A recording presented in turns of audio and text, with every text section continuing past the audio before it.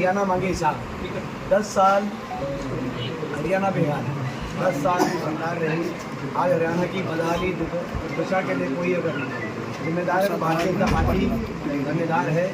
Bharatiya Janata party की सरकार जिम्मेदार है। प्रदेश कांग्रेस कमेटी ने ये 15 सवाल आज से 1 महीने पहले पूछे थे, 3 हफ्ते पहले, आज से 3 हफ्ते पहले अभियान वाला शुरू हुआ था तो ये पूछे थे 15 सवाल। बड़े सरल से सवाल हैं, उनको जवाब देना चाहिए भाजपा को। देश में सर्वाधिक बेरोजगारी हरियाणा में क्यों है? सबसे ज़्यादा महंगाई हरियाणा में क्यों है? सबसे ज़्यादा देश का क्राइम रेट, सबसे ज़्यादा अपराध दर आज हरियाणा में सबसे ज़्यादा क्राइम क्यों है? हरियाणा में हज़ारों करोड़ों के घोटाले पे एक के बाद एक घोटाले, दादन खनन घोटाला, यमुनानगर खनन घोटाला, शराब घोटाला, मेट्रो रूट बदलाव घोटाला, अमृत योजना घोटाला, सफाई घोटाला, फरीदाबाद निगम घोटाला, हज़ारों करोड़ के ये जो घोटाले आए सामने, ये सरकार इन पर चुप क्यों है? जो जन विरोधी पोर्टल आईडीओ के माध्यम से आज जनता के चक्कर कटाए जा रहे हैं, आज जनता को परेशान किया जा रहा है। ये गुजरात में जब पोर्टल और आईडी नहीं आई तो हरियाणा में क्यों आई ये पोर्टल और आईडी की व्यवस्था? आज जिस व्यवस्था से कैची चली लोगों के अधिकारों पर, इसी तरीके से हरियाणा को कच्ची नौकरी की राजधानी क्यों बनाया? आज हरियाणा के नौजवान को सीटी में उलझा दिया, कच्ची नौकरियों में उलझा दिया। आज आपने देखा अग्निवीर योजना आ गई, ना फौज में पक्की भर्ती हुई, कौशल निगम आ गई, ना हरियाणा सरकार की नौकरी पक्की। तो ये सारे हमारे कई इस तरह से 15 सवाल हैं। इन 15 सवालों को लेकर हमने भाजपा सरकार के आप हिसाब देना चाहिए आपको। प्रजातंत्र में यही तरीका होता है, लेकिन आपने देखा हमारे एक भी सवाल का पिछले इन 3 हफ्ते में जब से हमारा अभियान चल रहा है, एक भी सवाल का जवाब भारतीय जनता पार्टी ने नहीं दिया। ये मैं समझता हूँ कि भाजपा की सफलता का प्रतीक है कि वो एक सवाल का जवाब नहीं।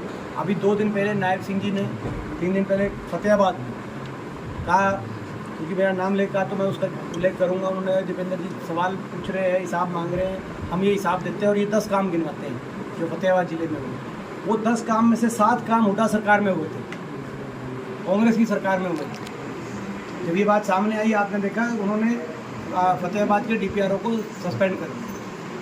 जिस सरकार को यही नहीं पता, जिन सरकारी मुखिया को कि काम कौन सी सरकार में किए गए हैं, कितनी रुचि होगी उनको विकास कार्य को लेकर, आप अंदाज़ा लगा सकते हैं। जिनके खुद के गिनवाने लायक या तो काम नहीं है और या उनको जानकारी नहीं है, तो ऐसी सरकार को स्वयं को सस्पेंड करे, बेचारे डीपीआरओ को सस्पेंड करे। तो कहने का मतलब ये है, आज हरियाणा को विकास की पटरी से उतारने वाली सरकार साबित हुई है और जनता में रोष है, जनता बदलाव चाहती है, परिवर्तन चाहती है। और हम ये अभियान लेकर और प्रदेश कांग्रेस कमेटी ये अभियान लेकर घर घर तक पूरे प्रदेश तक पहुँच। अभियान में आज काफ़ी जनता उमड़ी। विधायक मामन खान जी और आफ्ताब जी के नेतृत्व में ये कार्यक्रम हुआ, उसको लेकर क्या कहें? बधाई देना चाहते हैं फिरोजपुर जिला की छत्तीस बिरादरी की के जनता को मैं बहुत बहुत बधाई देता हूँ कि आज एक बहुत ऐतिहासिक प्रोग्राम रहा।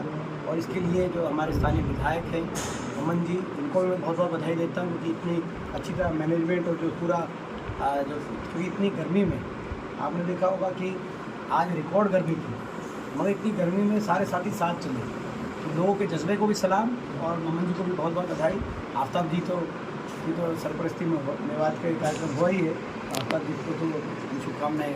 सर, मेवात से 2 बड़ी मांगे हैं, मेवात यूनिवर्सिटी और NH 248 है, खूनी रोड को लेकर काफ़ी वर्षों से मेवात के लोग मांग कर रहे हैं और आपकी भी सरकार रही है, तो इसको लेकर आप क्या कहेंगे अगर आपकी सरकार बनती है तो? ये जो मांगे हैं हमारे तीनों मांगों को पहली कलम से कांग्रेस पार्टी मंजूर करके काम करेगी। दुर्भाग्य है कि आपने देखा होगा जो हमारे समय था, आप शिक्षा की यूनिवर्सिटी की बात करी, आपको याद होगा मेवात में तमाम ITI उसी समय बनी, मेवात पॉलिटेक्निक उस समय बना, हमारा मेडिकल कॉलेज उसी समय बना, अस्पताल उसी समय बना। तो एक एक करके जो और स्कूल मेवात के में हमने कितने स्कूल बनाए, आप 250 स्कूल अपग्रेड हुए। और तो ये सारी जो अपना स्कूल जो शिक्षा से जुड़ी हुई जो सारी बातें हैं, और हमने नगीना में रीजनल सेंटर की घोषणा की और उस समय कि MDU पहले रीजनल सेंटर, फिर आगे जाके उसका स्वरूप यूनिवर्सिटी बनेगा। लेकिन ये अपना सरकार आते ही उसको रद्द करने का काम किया। 10 साल तक एक कोई स्कूल और एक कॉलेज भी मेवात में नया कोई बनवाने का काम, कोई ITI को पॉलिटेक्निक अगर किया हो उसका नाम बताएं। बल्कि बंद करने का काम किया गया है। यूनिवर्सिटी भी बनाएंगे। एक और हमारी मैं कहना चाहता हूँ जो है जो हमारी रेल की लाइन आपने कहा, उसके अलावा रेल की लाइन 2013 में हरियाणा सरकार ने लिख के दिया उत्तर सरकार ने कि 3 रेल की लाइन थी, वो यमुनानगर सडौरा होते हुए चंडीगढ़ और मेवात होते हुए अलवर तक। ये रेल की लाइन हरियाणा सरकार आधा पैसा देने का हरियाणा ने सरकार ने कहा, कांग्रेस की पूर्ववर्ती सरकार ने ये रेल की लाइन चाहिए। बुलेट ट्रेन की बात करने वालों ने 10 साल 1 इंच नई रेल की लाइन हरियाणा के लिए मंजूर नहीं कराई। और 2 मंजूरशुदा रेल की लाइन थी, 3, एक हिसार से अग्रवाल जो तीसरी, ये 3 मंजूरशुदा रेल की लाइन थी, इन पे भी इनकी फाइलें भी ठंडे बस्ते में। तो ये सारी जो अपनी ये तीनों जो मांगे हैं, अपना सड़क की बात है, अहिर रेजिमेंट को लेकर सवाल हुआ अभी लोकसभा के अंदर। सर मेवात में मेयो कौम बहादुर कौम सर देश के लिए बहुत कुछ न्यौछावर किया है सर। मेयो कौम भी चाहती है कि एक रेजिमेंट बने। देखिए जहाँ तक रेजिमेंट की बात है, बहुत लॉन्ग स्टैंडिंग मांग है। पूरे हिमालय क्षेत्र की बहुत लंबा आंदोलन उसके लिए चला है।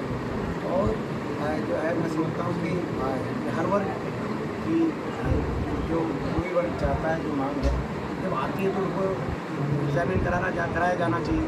ये रेजिमेंट की बहुत पुरानी बहुत लंबा संघर्ष किया गया, एक आंदोलन किया गया रेजिमेंट की मांग में। क्योंकि दक्षिण हरियाणा में बहुत मैं समझता हूँ कि फौज में जाने की एक परंपरा रही है और इसीलिए उस बात को मैंने समझा।